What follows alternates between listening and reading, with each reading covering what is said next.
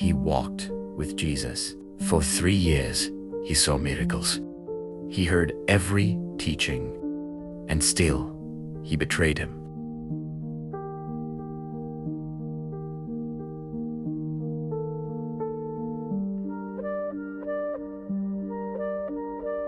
Judas Iscariot was not a stranger to Jesus. He was one of the 12, chosen personally by the Master. For 3 years, Judas walked beside him. He saw the blind receive their sight. He watched the lame rise and walk.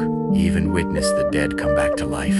Day after day, he heard the teachings of the kingdom. He sat at the same table with the Son of God from the outside. Judas looked like a true disciple, but something was growing quietly inside his heart. Something dangerous. Greed.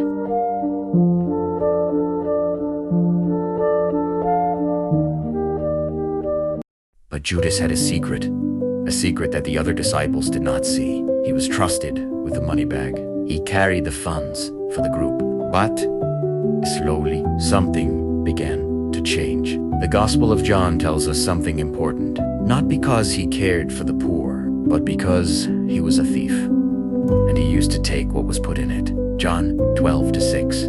No one noticed. The other disciples still trusted him, but hidden sin grows quietly, and what begins as a small compromise can one day become betrayal.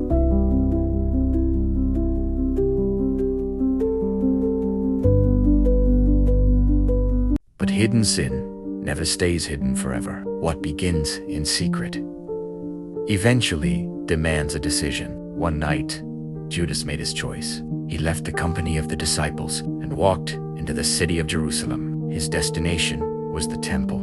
There, waiting in the shadows, were the chief priests, the religious leaders who had been searching for a way to arrest Jesus quietly. Then, one of the 12, called Judas Iscariot, went to the chief priests and said, "What are you willing to give me if I deliver him to you?" And they counted out to him 30 pieces of silver.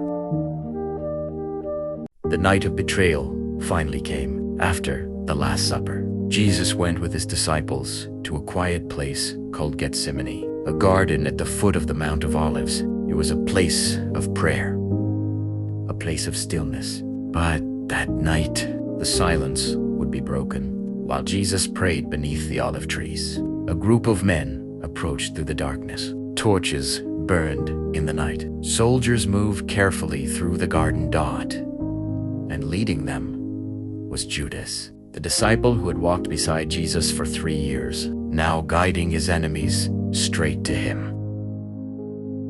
Judas stepped forward.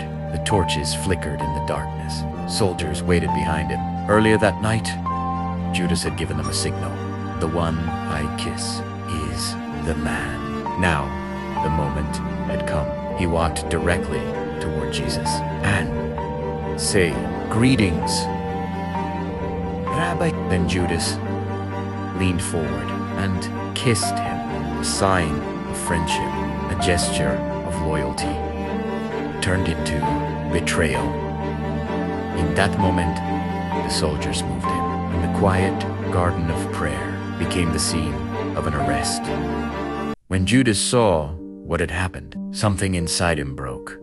The silver coins that once seemed valuable now felt like a terrible mistake. Scripture tells us that Judas was filled with regret. He returned to the temple, the same place where the deal had been made, and he threw the silver coins onto the temple floor. "I have sinned," he said, "for I have betrayed innocent blood." But the chief priests answered coldly, "What is that to us? That's your responsibility." The tragedy of Judas was not just betrayal. It was that he never returned to the one who could forgive him. Overwhelmed by regret, Judas went away and ended his life. He never knew that, even in failure, grace was still available. And that is the message that echoes through the pages of the Bible. No matter how far someone falls, there is always a path back to God.